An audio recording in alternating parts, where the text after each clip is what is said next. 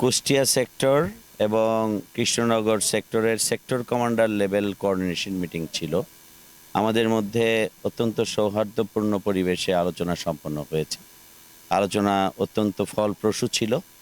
আমাদের পক্ষ থেকে বর্ডার কিলিং বা সীমান্তে হতাহতের ঘটনা শূন্যের কোঠায় নামানোর একটা দাবি ছিল।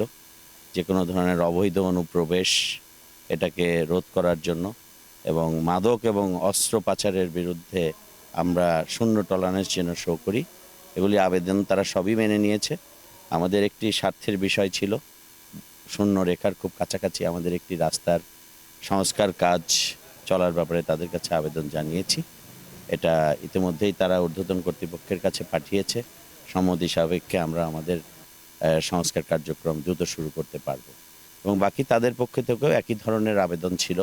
আমরা উভয় পক্ষ সৌহার্দ্যপূর্ণ পরিবেশে পারস্পরিক সহযোগিতা এবং পারস্পরিক বিশ্বাস এবং আস্থা যেন বাড়াতে পারি, বাড়িয়ে উভয়েই আমরা কমন গোল অ্যাচিভের জন্য একজনে কাজ করে যেতে পারি, এটি আমাদের আলোচনার মূল বিষয়বস্তু ছিল এবং অত্যন্ত ফলপ্রসূ এবং সব কিছুর ব্যাপারে তারা খুব পজিটিভ ছিল এবং আমাদেরও সব কিছু তারা খুব ইতিবাচকভাবে গ্রহণ করেছে।